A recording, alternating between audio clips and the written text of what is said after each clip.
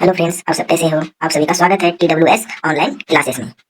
4 हल करेंगे, जिसमें पहला क्वेश्चन दिया गया है। लंबी विभाजन प्रक्रिया किए बिना बताइए कि निम्नलिखित परिमेय संख्याओं के दशमलव प्रसार शांत है या अशांत आवृत्ति है। तो हम लोग इसका पहला क्वेश्चन ले रहे हैं और ध्यान रखना है आपको, इसमें भाग नहीं देना है। तो बिना भाग दिए देखते हैं किस तरीके से ये होगा। तो इसके लिए सबसे पहले हम लिखेंगे दी गई संख्या, दी गई परिमेय संख्या।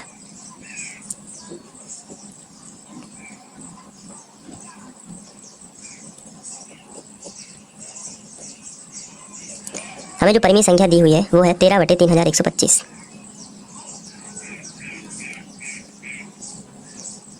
तो इसमें जो हर है 3125, इसके हमें गुणनखंड निकालना है। तो जो हर है, आइए उसके गुणनखंड हम रफ में निकालते हैं।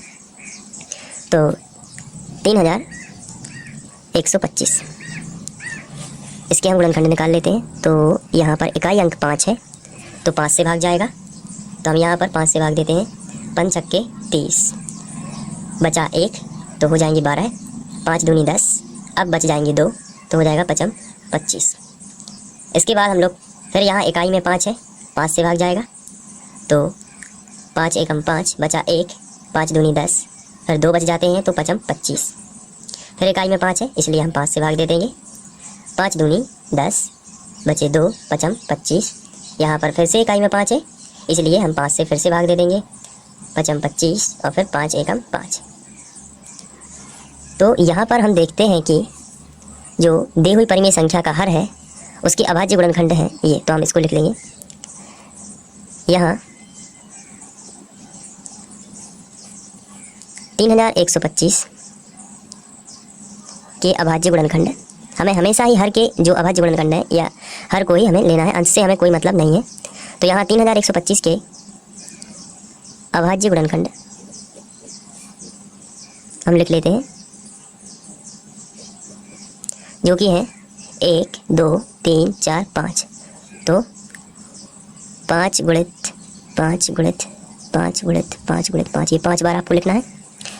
अब यहाँ पर आपको ध्यान से देखना है कि अगर किसी भी संख्या, किसी परिमेय संख्या का अगर हर है, जैसे यहाँ पर, और हर के जो अभाज्य गुणनखंड हैं वे 2 गुणित 5 के रूप के यदि हैं तो शांत दशमलव होगा।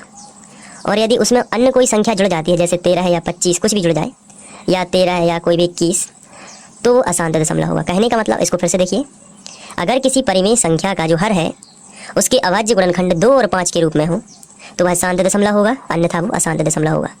इसको हम किताबी भाषा में इस तरीके से बोल सकते हैं, यदि किसी परिमेय संख्या का जो हर है उसके अभाज्य गुणनखंड 2 पावर n गुणित 5 पावर m के रूप के होने चाहिए। इसका मतलब है कि 2 और 5 के रूप में होने चाहिए, घातें कितनी की भी उसमें लगी हो उससे कोई प्रॉब्लम नहीं है। किसी भी संख्या पर यदि 0 की घात है तो वह 1 मानी जाती है। तो यहाँ पर n का मान जो है वो 0 भी हो सकता है। तो आइए यहाँ पर देखते हैं, हमारे यहाँ पर जो परिमेय संख्या थी 13/3125, उसका हर था 3125। उसके हम लोगों ने गुणनखंड निकाले तो ये आए। इसको हम लिख सकते हैं 5 पावर 5, क्योंकि यहाँ 5 बार लिखा है तो हम 5 की घात लगा सकते हैं। लेकिन हमारा नियम है कि 2 और 5 के रूप में होना चाहिए, यानी कि 2 पावर n गुणित 5 पावर m के रूप में होना चाहिए। यानी 2 पर भी कुछ संख्या है उसकी घात होनी चाहिए और 5 पर भी किसी संख्या की घात होनी चाहिए। तो यहाँ पर 5 पर तो किसी संख्या की घात है, लेकिन 2 पर किसी भी संख्या की घात नहीं है। तो हम इसे मल्टीप्लाई पर 2 पर 0 की घात लिख सकते हैं, क्योंकि 2 पर 0 की घात का मतलब 1 होता है और 1 का किसी भी संख्या में गुणा हो तो वही होता है। तो हम 2 पर 0 की घात यहाँ पर लिख सकते हैं। इससे पहले वाला जो लिखा हुआ था 5 के ऊपर 5 की घात, यानी 5 पावर 5, इस पर कोई भी असर नहीं पड़ेगा और यह 2 पावर n गुणित 5 पावर m के रूप में भी लिख गया है।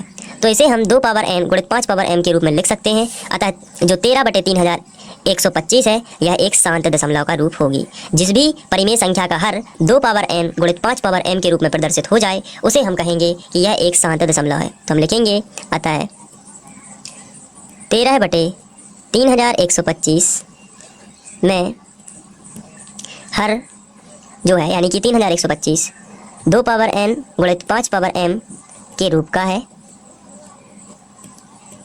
यहाँ पर हम थोड़ा सा एक्सप्लेन कर देते हैं, चूँकि 2 पावर 0 बराबर 1 होता है। किसी भी संख्या पर 0 की घात हो 1 ही आता है, आपको उसमें टेंशन लेने की जरूरत नहीं है। तो 13/3125 में हर 2 पावर n गुणित 5 पावर m के रूप का होता है, का है यहाँ पर।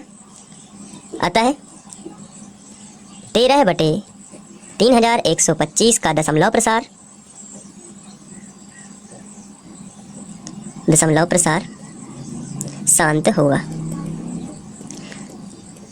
तो ये पहला क्वेश्चन था, तो आप इस तरीके से इसको सॉल्व कर सकते हैं। आशा करता हूँ ये क्वेश्चन आपको समझ में आ गया होगा और इसके बाद हम लोग दूसरा क्वेश्चन करेंगे। Thank you.